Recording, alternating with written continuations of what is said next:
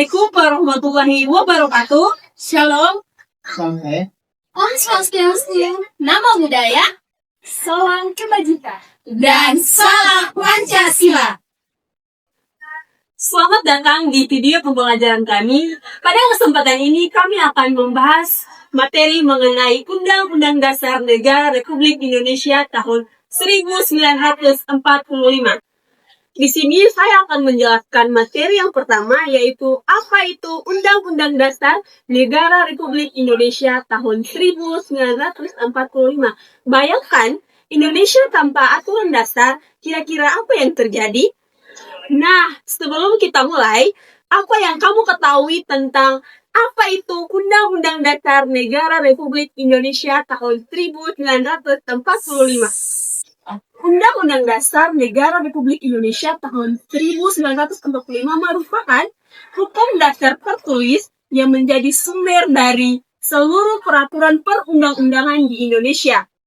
Artinya, semua aturan dalam negara kita harus berlandaskan dan tidak boleh bertentangan dengan Undang-Undang Dasar Negara Republik Indonesia tahun 1945.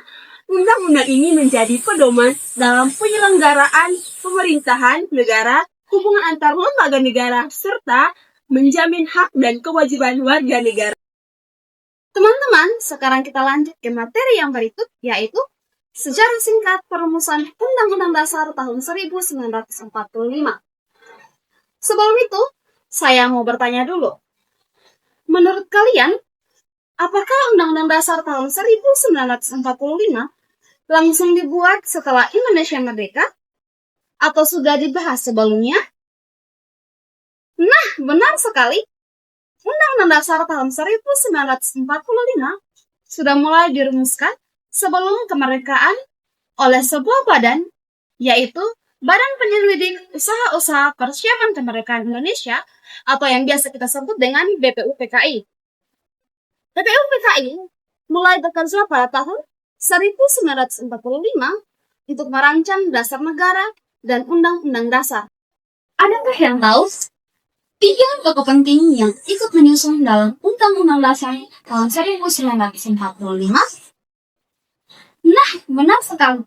3 tokoh penting itu adalah: yang pertama ada Insinyur Soekarno, yang kedua ada Muhammad Hatta, yang ketiga ada Muhammad Yamin.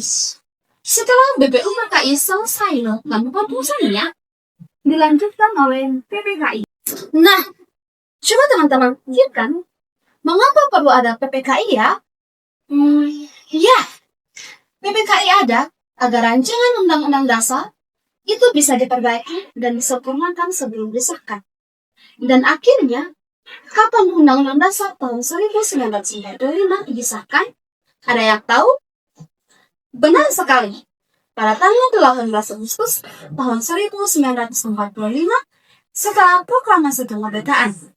Jadi, setelah bangsa kita menyatakan merdeka, hari berikutnya langsung menetapkan Undang-Undang Dasar tahun 1945 sebagai dasar negara. Baik, sekarang kita masuk ke materi yang ketiga, yaitu struktur Undang-Undang Dasar 1945. Apakah teman-teman sudah tahu bahwa ada berapa struktur Undang-Undang Dasar 1945? Ya, ada 3 struktur Undang-Undang Dasar 1945.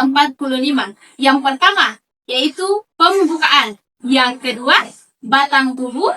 Dan yang ketiga, penjelasan. Setelah amandemen, Undang-Undang Dasar 1945 memiliki 37 bab, 199 pasal, 3 aturan peralihan, dan 2 aturan tambahan.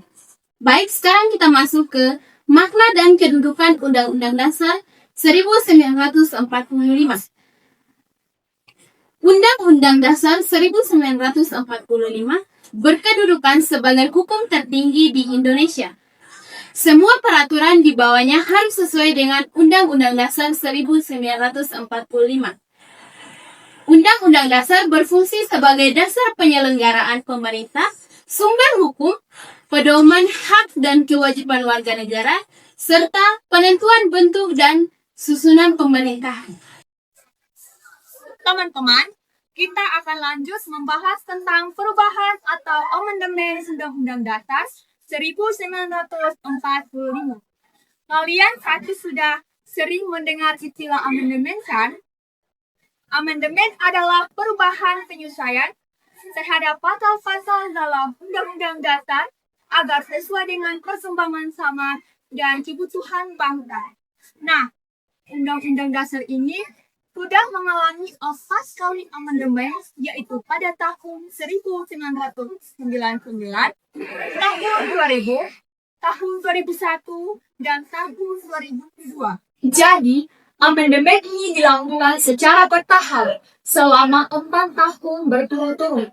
Teman-teman, apakah kalian tahu perubahan pentingnya? Mari kita lihat satu persatu. Yang pertama, penguatan demokrasi. Amandemen Undang-Undang Dasar 1945 bertujuan untuk memperkuat sistem demokrasi kita. Yang kedua, pemilihan presiden secara langsung. Sebelum amandemen, presiden dipilih oleh MPR. Setelah amandemen, presiden dipilih langsung oleh rakyat. Yang ketiga, pembentukan DPD atau Dewan Perwakilan Daerah. DPD dibentuk untuk mewakili kepentingan daerah. Yang keempat, penegasan hak asasi manusia.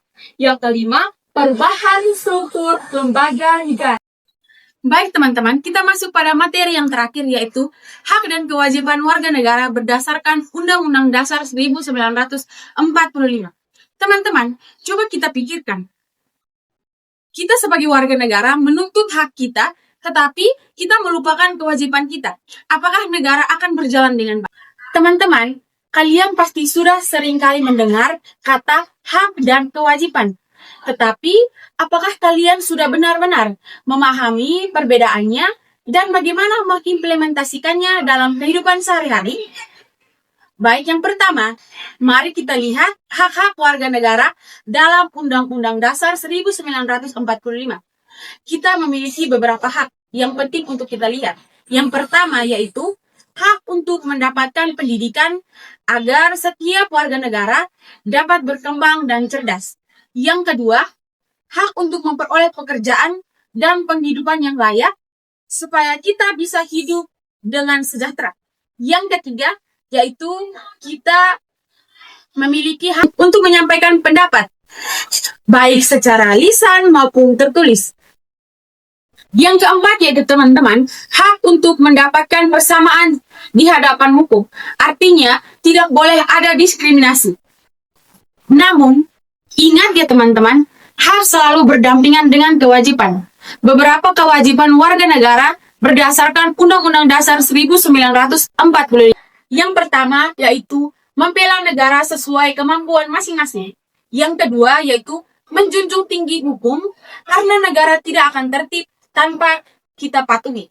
Yang ketiga yaitu menghormati hak orang lain supaya kehidupan bermasyarakat berjalan dengan harmonis. Yang keempat yaitu berpartisipasi dalam pembangunan, misalnya ikut dalam menjaga kebersihan lingkungan atau aktif dalam kegiatan sosial. Semoga bermanfaat. Terima kasih.